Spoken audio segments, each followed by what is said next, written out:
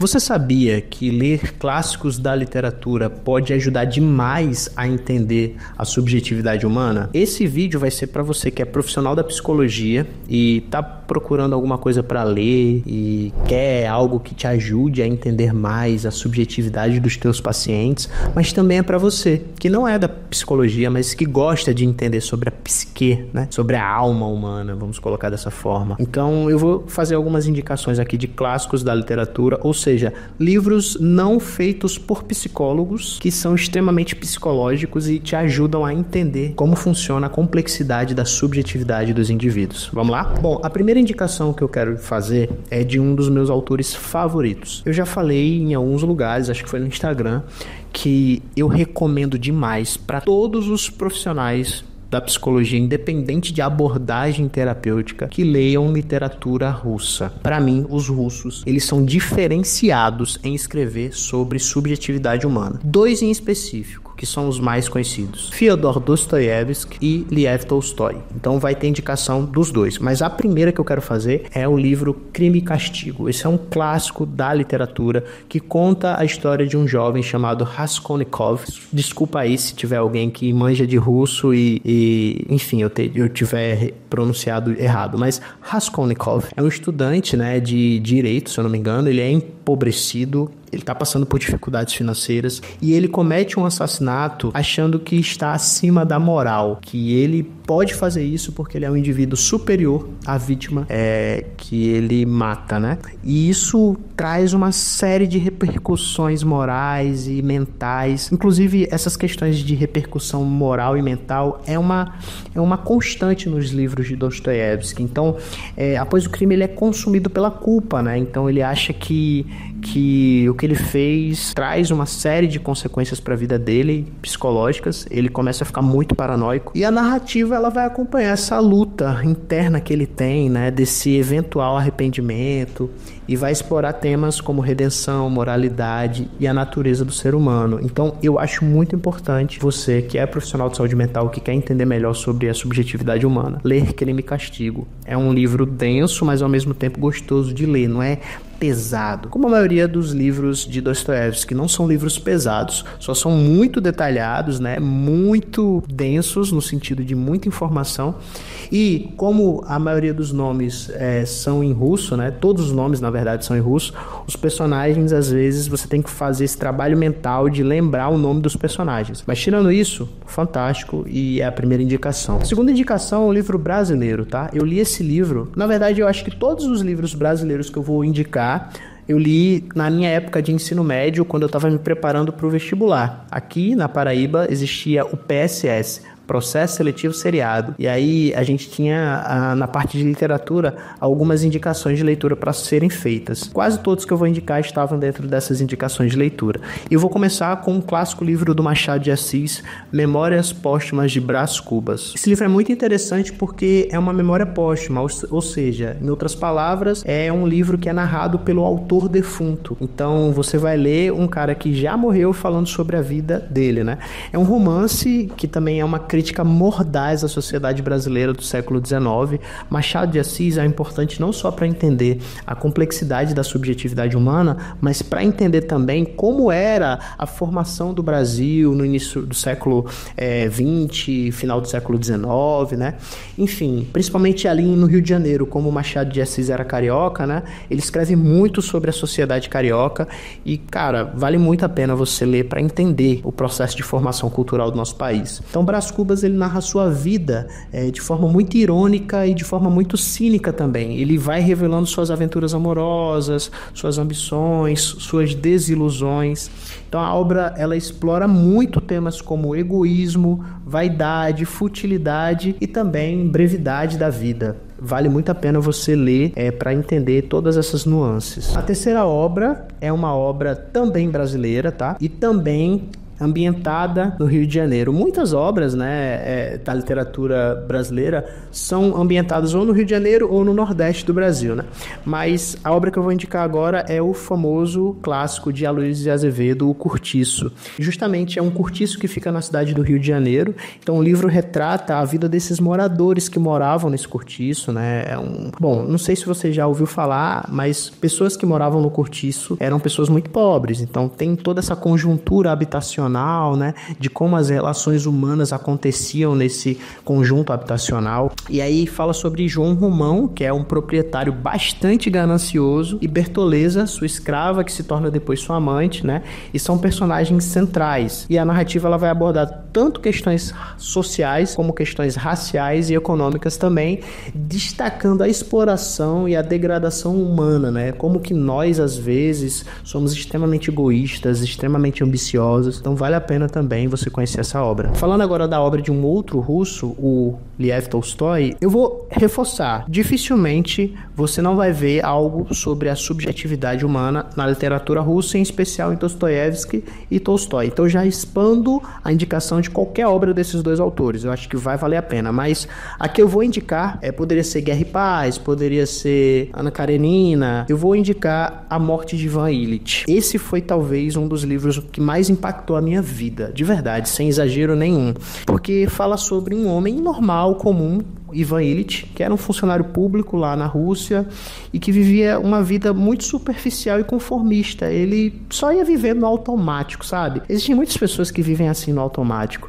E quando ele é diagnosticado com uma doença terminal, ele começa a refletir sobre toda a sua vida, sobre toda a sua trajetória e sobre a verdadeira natureza da sua vida e a sua morte, né? A obra, ela explora a questão da alienação, a busca por significado e também a inevitabilidade da morte. A gente pensa muito pouco sobre a morte, se a gente for analisar direitinho. Se a gente pensasse mais sobre o dia da nossa morte, talvez a gente mudasse um pouco comportamentos que nós estamos fazendo enquanto estamos vivendo. Bom, a quinta indicação que eu vou fazer, ela envolve também reflexões, né, sobre vida, sobre morte, que é o clássico livro Meditações de Marco Aurélio. Eu já falei, inclusive no vídeo que eu falo sobre como é ser um psicólogo negro, sobre o estoicismo, eu cito um outro estoico lá, que é o Epiteto, mas eu gosto muito da obra de Marco Aurélio também, especificamente de Meditações, porque é uma obra que fala muito sobre as reflexões pessoais dele enquanto imperador.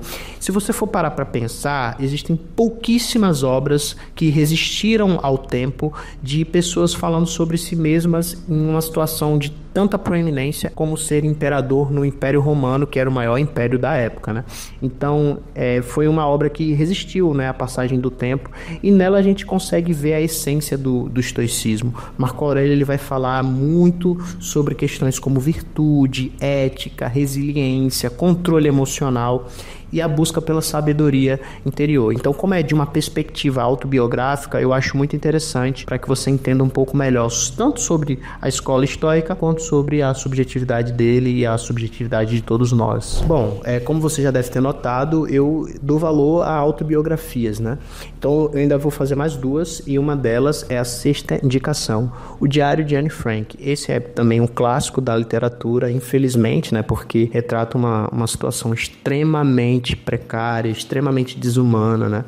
E basicamente é um dos melhores relatos que nós temos sobre a Segunda Guerra Mundial, né? E sobre como os judeus eram tratados pelos nazistas. É um relato totalmente real, né, baseado em fatos, e trata-se do que escreveu uma jovem chamada Anne Frank, né, que se escondeu dos nazistas durante um bom tempo, durante a Segunda Guerra Mundial, né. Então esse diário, ele é de fato o dia a dia do esconderijo, né, como ela se sentia por estar naquele ambiente, o desenrolar da guerra na perspectiva de quem estava se escondendo dos nazistas. Então o diário, ele documenta as experiências da Anne Frank no esconderijo, suas esperanças, seus medos, e traz essa perspectiva humana sobre o Holocausto, sobre a guerra e também como viveu, né, uma pessoa que passou por isso. Eu não ia falar sobre essa indicação, mas eu acho que uma indicação que é complementar ao Diário de Anne Frank é Em Busca de Sentido, do Viktor Frankl, porque aí você vai ter a perspectiva de uma jovem adolescente, né, que passou por tudo isso, estando escondida no esconderijo, a perspectiva de um psicólogo, né, que estava num campo de concentração ficção, especificamente Auschwitz, e fala sobre as suas experiências. Ele é o criador da logoterapia. E para terminar essa trinca de melhores obras assim, que eu já li sobre Holocausto, se você se interessa por esse tema, eu indicaria Maus, uma das melhores histórias em quadrinhos que eu já vi. Então eu não ia indicar nem Em Busca de Sentido nem Maus, mas me ocorreu agora isso. Então, para fechar essa trinca, eu indico esses 3 livros sobre a experiência humana na perspectiva de quem sofreu durante o nazismo, né? Durante a Segunda Guerra Mundial. Bom, vamos sair um pouquinho desse campo da Segunda Guerra Mundial, do nazismo, e vamos voltar para a literatura brasileira e mais uma vez para Machado de Assis. Machado de Assis, cara, de verdade, eu acho que ele sabia muito mais sobre psique, sobre subjetividade humana do que muitos psicólogos por aí. Ele era realmente um gênio, ele sabia ler muito bem como é que funcionavam as relações humanas e como é que nós nos sentíamos mediante elas. E o próximo livro que eu vou indicar, eu não poderia fazer uma lista e não indicar esse livro, é Dom Casmurro, né? Essa história eu acho que ela ajuda muita gente a entender como o ciúme, como a paranoia, como a sensualidade afeta a nossa vida, afeta as nossas emoções, e fala sobre Bentinho, né? O Bento Santiago, né? Conhecido como Dom Casmurro, né? Ele narra a sua história de amor e traz a perspectiva também de Capitu, né? Que é o objeto de amor de Bentinho, né? Da infância até a vida adulta, né? E ele vai trazer também uma narrativa muito interessante, porque ele vai nos deixar na dúvida sobre a fidelidade de Capitu. A famosa pergunta: Capitu, traiu ou não traiu, né? Será que ela traiu o Bentinho com seu melhor amigo Escobar, né? Então essa é a ideia. Escobar conseguiu se envolver ou não conseguiu se envolver com Capitu? Então isso tudo permeia essa narrativa e você vai ver a exploração de temas como ciúme, como auto-engano, como a ambiguidade das relações humanas. Muito interessante também para você entender como é que funciona a psique. Bom, e para terminar minha indicação de livros da literatura nacional, da literatura brasileira, eu vou indicar o livro Grande Sertão Veredas, do João Guimarães Rosa. Mais um livro que quem fez PSS, coloca aí nos comentários se você é da Paraíba e se você precisou estudar esses livros para fazer o vestibular na sua época. Já estou revelando aqui um pouco minha idade, né? Mas ele fala a história sobre Riobaldo, que é um ex-jagunço, né? Um ex-cangaceiro, em outras palavras, que vai narrando suas memórias e suas reflexões ao longo do sertão, ao longo da sua vida. Então é um livro muito interessante porque conta as aventuras, né, de Riobaldo, mas também dá uma especial ênfase, um destaque bacana para sua amizade com o enigmático Diadorim e suas batalhas interiores para decidir ou para entender se existe ou não o bem e o mal, ou se a moral é relativa. Então é um romance muito importante para você entender o Nordeste também, a cultura nordestina, a cultura do cangaço, e também é muito rico em regionalismo, né? Então João Guimarães ele explora bastante a complexidade humana nesse livro, e eu acho que é super indicado também para você entender todas essas nuances. A penúltima indicação que eu gostaria de fazer é uma indicação que eu preciso dar um disclaimer, porque fala sobre uma temática de morte também, mas especificamente de tirar a própria vida. Eu não vou falar a palavra para não ser desmonetizado pelo YouTube, mas você já entendeu, né? E inclusive foi um livro que foi proibido e que gerou um nome chamado Efeito Werther, que é Os Sofrimentos do Jovem Werther. Esse livro ele foi uma febre na Europa, se eu não me engano no século XVII ou foi século XVIII, e é um livro do Johann Goethe e trouxe basicamente uma perspectiva ruim, porque meio que influenciou, entre aspas, com que muitos jovens tirassem suas próprias vidas na Europa. Werther era um jovem sensível e apaixonado por uma moça chamada Charlotte. E essa moça já era prometida a outro homem, né? Ela era noiva já de outro homem quando ele a conhece. Ou seja, um amor totalmente proibido, principalmente naquela época, né? E incapaz de lidar com o seu próprio sofrimento, com esse amor não correspondido, esse jovem, ele mergulha na melancolia e no desespero, e isso acaba culminando num final trágico para ele. Então, já dando spoiler, sim, ele tira sua própria vida. Só que eu acho interessante indicar esse livro, mesmo sabendo que pode ser gatilho para algumas pessoas. E aí eu te digo, se você já tem uma propensão a pensar sobre isso, a ter ideação suicida, eu digo, não leia esse livro, tá? tá? Existem outros livros para você ler, menos esse.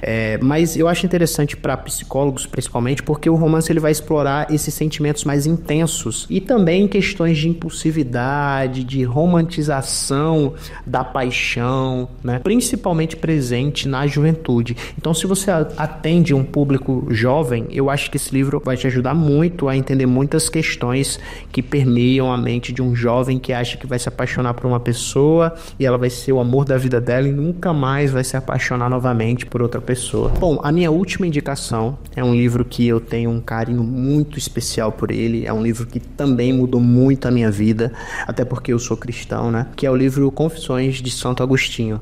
Mas, apesar de ser um livro de uma pessoa religiosa, né? De um santo para a Igreja Católica, eu acho que mesmo para você que não tem fé nenhuma, que não é cristão, enfim, tem várias críticas ao cristianismo, vale a pena ler Santo Agostinho, especialmente Confissões. Por quê? Porque, novamente, é uma autobiografia, né? E uma autobiografia espiritual, onde Agostinho de Hipona, ele narra a sua jornada desde a sua juventude, tá? Que foi bastante hedonista, bastante desenfreada, até sua conversão ao cristianismo, e como isso crava um marco de transição na sua vida, né? Então, a obra explora suas lutas internas, sobre o pecado, a busca pela verdade que ele sempre buscou intensamente e a experiência do que ele vai chamar, né? E eu acredito, da graça divina. Então, essa é uma indicação muito importante também para você entender a complexidade da alma humana. Essas são as minhas indicações, tá? Eu fiz algumas indicações que até não estavam previstas para eu indicar, mas eu acho que vale muito a pena você adquirir todos esses livros. Claro, você não precisa ser uma pessoa consumista de sair comprando todos. Analisa os que eu falei, eu dei uma breve pincelada sobre eles, tá? Eu não esgotei esse tema, então pesquisa um pouco mais sobre cada um deles, mas se você quiser comprar algum deles, novamente, o link vai estar aqui, eu vou deixar para que vocês adquiram e ajudem o canal, porque eu recebo uma pequena porcentagem disso, tá bom? Aproveita esse período de Black Friday, que eu acho que vai se estender para depois de sexta-feira da Black Friday, e compra esses livros na Amazon, porque de fato Black Friday na Amazon, principalmente no que tange a livros, realmente funciona, os preços caem bastante. Esse foi uma sequência de 3 vídeos que eu produzi sobre indicação de leitura, os outros eu vou deixar aqui, e aí é isso. Se você tiver gostado, deixa o teu like, se inscreve no canal se ainda não for inscrito, e até o próximo vídeo.